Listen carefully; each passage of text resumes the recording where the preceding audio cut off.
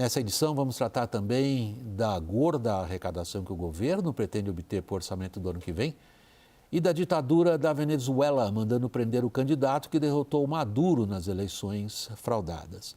Antes, porém, a apresentação do participante hoje da nossa roda aqui no estúdio, Solano Camargo, obrigado pela disposição de vir aqui. O Solano é presidente da Comissão de Privacidade, Proteção de Dados e Inteligência Artificial da OAB São Paulo. Solano, boa noite. Boa noite. Daniel Hittner, meu boa noite para você em Brasília. Thaís, querida, aqui conosco, correndo sempre do Prime para cá, mas sempre, né, completamente... Prontíssima. Caio, boa noite, aqui comigo em São Paulo. A Starlink, a empresa que fornece sinal de internet via satélite, pertencendo também a Elon Musk, recorreu pela segunda vez da decisão judicial que bloqueou suas contas no Brasil. A empresa diz também que não vai impedir o acesso de seus usuários ao X, enquanto não houver a liberação das suas contas. A reportagem é de Luciana Amaral. No recurso, os advogados da Starlink pedem que o ministro Cristiano Zanin, do STF, reconsidere a posição ou envie o caso ao plenário da Corte. O primeiro pedido foi negado pelo próprio Zanin no fim de semana. A empresa de conexão de internet via satélite está com as contas congeladas por ordem do ministro Alexandre de Moraes, como forma de garantir o pagamento das multas impostas ao X. A Starlink também informou à Anatel, segundo apurou a CNN, que não vai bloquear o acesso dos seus clientes ao X, enquanto não recuperar os ativos financeiros. Com exceção da Starlink, desde sábado, operadoras de todo o país passaram a impedir o acesso ao X, por determinação do ministro Moraes. Nesta segunda-feira, de forma unânime, a primeira turma do STF manteve a decisão do magistrado. Os brasileiros também estão proibidos, sob pena de multa diária de R$50 mil, de usar o X por meio de dispositivos conhecidos como VPNs, capazes de camuflar a origem do telefone. A decisão judicial que derrubou a plataforma no Brasil veio depois de a rede social se recusar a nomear um representante legal no país, como determina a lei brasileira. Durante um evento na USP, o presidente do STF, ministro Luiz Roberto Barroso, disse que a falta de um representante é inaceitável. A atitude de retirar a representação para não ter que cumprir ordens judiciais, para não ter que observar a legislação brasileira, é um comportamento que não seria aceitável em qualquer lugar do mundo.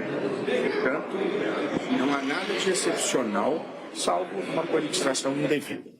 Segundo correspondentes internacionais da CNN, Elon Musk aumentou o tom das críticas em seu perfil no X. O bilionário fez uma postagem respondendo a um perfil que falava da manifestação de 7 de setembro e que pretende pedir o impeachment de Alexandre de Moraes. Se referindo ao ministro, Musk comentou: ele deveria sofrer um impeachment por violar seu próprio juramento de posse. Solano, nós estamos diante de uma espiral. Eu assinalei no começo da nossa edição hoje, a gente não sabe onde vai acabar, mas já sabemos onde estamos. No caso específico do uso dessa Virtual Private Network, VPN, que é uma ferramenta, um software usado pelas pessoas, profissionalmente inclusive, está se penalizando o usuário? Exatamente, William. Na verdade, VPN é uma ferramenta de segurança que o usuário tem o direito, por exemplo, de navegar de forma anônima até para se proteger. Então, é uma ferramenta usual e que, infelizmente, ela é usada, por exemplo, na China, justamente para conseguir fugir da censura, do bloqueio. E aqui no Brasil, parece que nós temos um drone sobrevoando o país com um míssil de R$50 mil mirado a qualquer pessoa que desobedeça a ordem do Supremo. Uma ordem que é direcionada a qualquer um dos 22 milhões, por exemplo, de integrantes da rede social. Então, é uma decisão que nos coloca praticamente criminalizando o VPN como acontece na China. Do ponto de vista jurídico, o que isso significa? Significa que é mais uma dentre as várias, digamos assim, irregularidades desse inquérito. É um inquérito que, como a lei penal diz, deveria durar 90 dias, prorrogado por mais 30. E esse inquérito já vai chegar aos 6 anos. É um inquérito que começou apurando a questão das milícias digitais, a censura da revista Cruzoé, e ela acabou abarcando uma série assim, enorme de como prisão de congressistas, busca e apreensão de procurador-geral. Você tem uma série de situações e que agora chegou no elo Elon Musk, que até então não era um investigado, né? É um inquérito decorrente, acessório. E é importante para a audiência saber o que é um inquérito. É um processo administrativo que se usa normalmente para coletar evidências, para, num certo momento, depois de concluído, o Ministério Público decidir se vai entrar com uma ação penal. Portanto, o inquérito não é uma medida, se não é um procedimento em que você vai condenar alguém a alguma coisa. Ele apura informações. Então, o procedimento que é para levantar informações, ele está sendo usado para uma série de consequências, muitas delas até de caráter definitivo, condenando muitas vezes as pessoas. E essa é uma situação que nós nem sabemos se o Ministério Público vai depois aproveitar essas informações. Até então, na época, a Raquel Dodge fez alguns protocolos pedindo a extinção desse inquérito. Então, é uma situação metafórica assim, como se estivesse numa festa de casamento em que o noivo não foi e que você não sabe nem se ele vai, e estamos comemorando a festa. É uma situação que, do ponto de vista processual e do ponto de vista internacional, nós temos uma série de violações ao princípio da ampla defesa do devido processo legal. Caio.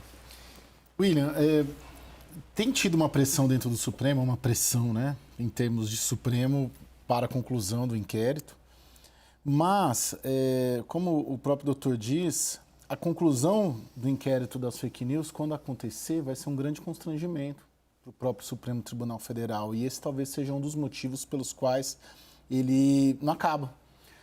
Porque esse inquérito começou lá, né, investigando jornalistas, né? Inclusive eu trabalhava na Cruzoé na época, quando o oficial de justiça chegou na porta da redação para notificar. E serve para tudo. E não vai ter o elemento de denúncia, talvez até de alguns meses para cá, né? Talvez até o que for mais atual. Mas ele virou uma faca de dois gumes, porque se mantém o Supremo alvo de crítica, com razão, né? 90 dias mais 30, isso já tem 2.000 dias quase. E se ele acaba, é muito difícil desses 6 anos terem uma substância muito profunda e juridicamente aceita. Também é um constrangimento, vai ser quando acabar. Solano, desculpa, Daniel, você ia falar? Por favor. Não. A minha questão é a seguinte: há 2 planos aí. Há o plano dessa questão específica, suspensão do X, o bloqueio das contas da Starlink e a ameaça de multa a quem usar VPN para acessar o X, por exemplo, lá em Nova York, onde é perfeitamente legal. Então, o STF estende a sua jurisdição aonde o X é legal. Ok. A outra questão é o envolvimento do STF via esse inquérito dos 2.000 dias numa espiral política na qual parece a corte arrastada por um dos seus integrantes? Parece que a coisa fulanizou, num nível em que há um desafio pessoal e isso tem uma repercussão absolutamente negativa, porque as decisões elas são tomadas de maneira em cascata, muitas delas ao arrepio de princípios que são assim muito facilmente de ver que são violados. Por exemplo, a questão da intimação da plataforma pela própria plataforma, sem utilizar a cooperação jurídica internacional, ou a possibilidade de você inserir empresas terceiras em penhora, sem que você dê oportunidade da empresa se manifestar. E um ponto muito importante, que como é um inquérito, quem tem condições de se manifestar e de recorrer seriam os investigados. O X não é uma empresa investigada no inquérito, assim como a Elon Musk também não é. Portanto, eles não podem recorrer. E é por isso que a Starlink propôs uma ação nova, o mandado de segurança, porque não é possível você agir dentro desse inquérito. Então, na verdade, as partes prejudicadas... O mandado de segurança foi imediatamente rejeitado por um dos ministros. Ele não concedeu a liminar, o processo continua, eles pediram reconsideração, mas, na verdade, você tem, além de ser um objeto muito amplo, num procedimento que não deveria ser, por um tempo muito exagerado, nós temos decisões que não permitem o recurso, a manifestação, a oitiva. Então, por exemplo, no caso da Starlink, você no Brasil tem um procedimento que você possa incluir dentro de um mesmo conglomerado codevedores. Isso é comum na Justiça do Trabalho, na Justiça Fiscal. Mas tem um procedimento prévio que é obrigatório, que chama pedido de desconsideração da personalidade jurídica, em que você aprecia provas, vê elementos de fraude, você vê uma série de circunstâncias exaurientes que depois você inclui o devedor. Aqui foi na canetada. incluiu todo o faturamento, né? E é uma situação que, se você pega a fundamentação do ministro, é que faria parte de um grupo de fato. Mas grupo de fato teria que ser um grupo de direito. Então, quem é o sócio majoritário da Starlink? Starlink Holanda. Ela não tem a ver com a ex-Estados Unidos, por exemplo. Então, é possível saber que o Elon Musk tem alguma parte, né, talvez importante, mas ele não é o único dono, tem outros sócios. E é uma empresa de telecom, não é uma empresa de redes sociais. Então, na verdade, essa cruzada tem feito mal para o devido processo legal e isso pode simbolizar, sem dúvida nenhuma, colocar o Brasil no escrutínio internacional. Nós estamos sendo julgados por isso. Porque quais são os países que tiraram da tomada o X? Mianmar, Turcomenistão, China, Coreia do Norte e Rússia. E agora Brasil. Nós estamos desse lado aqui. Daniel? William, um aspecto terrível dessa discussão toda desde sexta-feira é como a polarização contaminou o debate e nos faz ser acríticos, muitas vezes, com aquela corrente ideológica a qual nós pertencemos ou simpatizamos.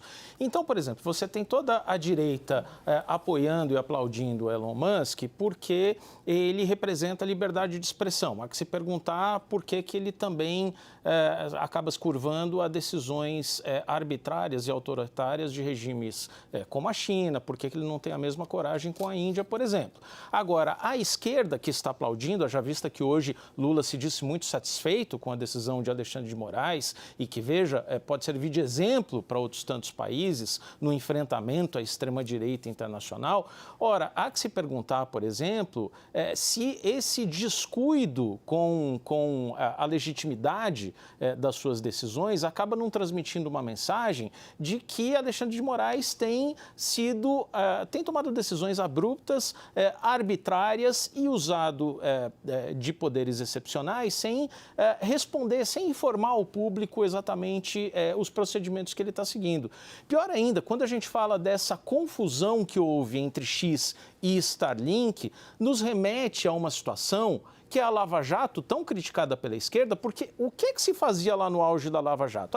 Você tem uma empresa ali com uma delação que teve um problema, bloqueiam-se as contas de qualquer outra coligada, então você tem 10, 15 CNPJs diferentes, uma sociedade de propósito específico que administra uma rodovia, um aeroporto, mas era da Odebrecht, bloqueia as contas ou suspende financiamento, porque afinal de contas pertence ao mesmo conglomerado dos delatores e de quem pagou propina. Isso sempre foi criticadíssimo pela esquerda. Então as pessoas precisam se decidir agora se elas têm uma retidão nas suas críticas e conseguem escapar da sua simples preferência ideológica para serem coerentes. É isso? William, eu quero chamar a atenção aqui, eu achei interessante, o doutor falou da fulanização do processo, né? E quando a gente pensa em segurança jurídica, quando é um processo de fulanização, de uma decisão desse cunho, dessa natureza, isso alimenta ou aumenta o receio do que isso vai transformar o ordenamento jurídico brasileiro, né? Hoje eu conversei com vários CEOs de companhias grandes, pequenas, para entender, escuta, você está com medo do quê? Eu recebi uma pergunta de volta, quem será o responsável pela moderação desse debate? A quem a gente vai recorrer? Se eu não posso recorrer ao STF, quer dizer, é como se o mundo empresarial tivesse se sentindo também no corner, tivesse se sentindo também numa situação em que não, apesar de reconhecer méritos da decisão, há muito reconhecimento do mérito, né? De que, olha, o Brasil também não pode deixar um fulano descumprir a ordem como se nada houvesse. Agora, o desenrolar essa espiral que você chamou a atenção, de como a coisa acabou caminhando, os tentáculos das decisões do Alexandre de Moraes sobre outros negócios, é que acabaram alimentando esse receio. Então, nós temos um país que já é conhecido pela sua insegurança jurídica. Hoje me lembraram até de quando o ex-prefeito do Rio de Janeiro, o Marcelo Crivella, foi lá e mandou destruir os pedágios e tal. Então, não é que a gente não tem passado para dizer que alguém, um fulano, resolve acabar com aquilo que está em contrato ou questionar o ordenamento jurídico. O Brasil já passou por isso. E o que assusta é isso está partindo do STF. Como nós já dissemos aqui, o STF, que deveria ser aquele que provê a segurança jurídica, está sendo a fonte da insegurança jurídica. A descrição dura que ela faz do papel do STF, político, nesse caso, com P maiúsculo. Tem sido papel político também, muitas vezes com P minúsculo, Solano. Agora, a minha pergunta é a seguinte: aonde a espiral nos leva? Algum tipo de, digamos, a gente agora normalizou a exceção? Eu acho que isso vai nos levar a uma questão que ela é internacional, porque, veja, é o que a gente chama no direito internacional que aconteceu no Brasil, a expropriação regulatória. Porque, na verdade, você pegou um grande investimento internacional e você tirou da tomada. Quer dizer, existem interesses econômicos importantes e de uma empresa que tem sede nos Estados Unidos, sem contar o prejuízo interno, porque é grande número de pessoas que se informavam pelo X, que tinham negócios pelo X, você tem ali todo um ecossistema de comunicação e que você tira do ar. Isso gera consequências, inclusive, perante as cortes internacionais e a própria Corte Interamericana de Direitos Humanos. Eu acho que são palcos que o Brasil vai ter que responder em algum momento, porque o Estado brasileiro não é visto lá fora como o judiciário, é o Estado brasileiro. Então, uma questão também muito importante é o que levou, né, o Elon Musk a essa distensão, porque ele alardeia a questão da liberdade de expressão num nível que é diferente do que o que no Brasil o Supremo compreende. Lá ele invoca os princípios da primeira emenda à Constituição, que dá uma margem muito grande das pessoas poderem se manifestar. E aqui a gente sabe que o Brasil criminaliza piada. Nós temos situações em que a liberdade de expressão aqui, quando comparada com os Estados Unidos, nós estamos mais perto de países, digamos, como a China. E essa é uma discussão que ele levou, me parece, com a estratégia de promover uma desobediência civil, naquele sentido jurídico internacional do termo, em que ordens ilegais elas não devem ser obedecidas, como o caso Rosa Parks, a Marcha do Sal de Gandhi e outras situações dessas.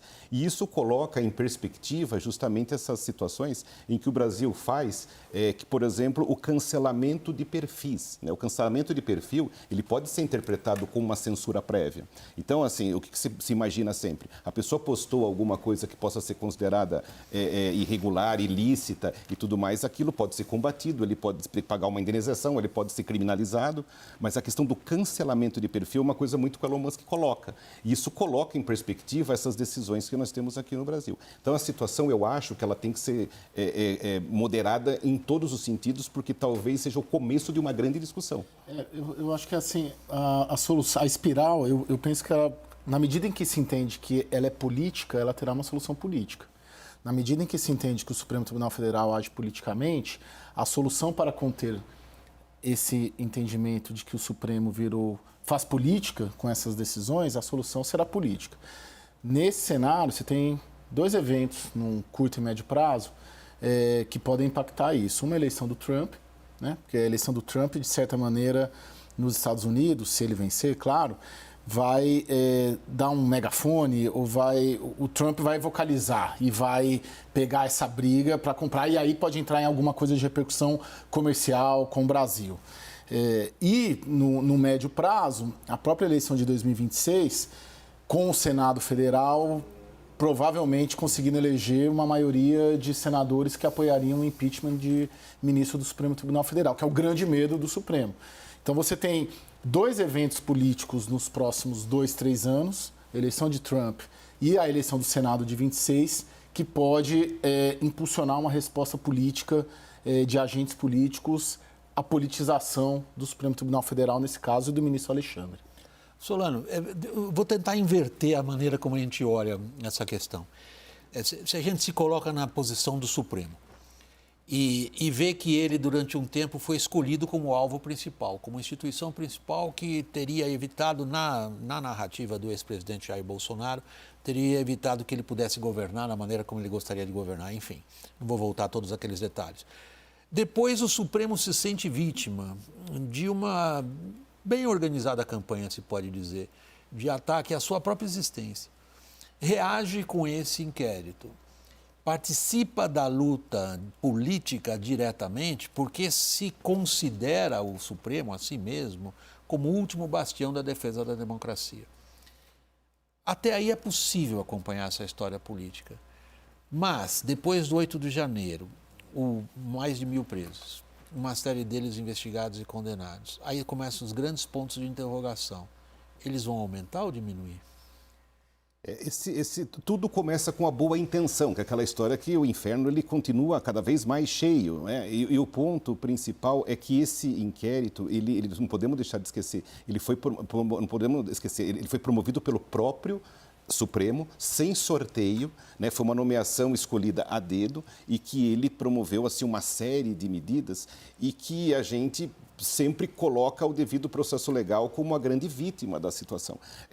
Que as cortes constitucionais, de uma forma moderna, na maioria dos países, têm uma postura política, isso é até normal. Isso acontece nas grandes democracias, inclusive. O ponto é a maneira em que essa política é feita, muitas vezes com essas ordens, condenações, com esse bloqueio de bens, com a censura. Então, isso atinge um estado de coisas que aí ultrapassa o que nós temos visto nas grandes democracias.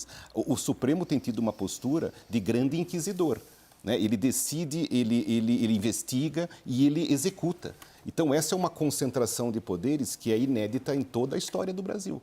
E ela precisa de uma reprimenda, ela precisa ser falada, ela precisa ser combatida. O que aconteceu com o X poderia acontecer com qualquer outro veículo.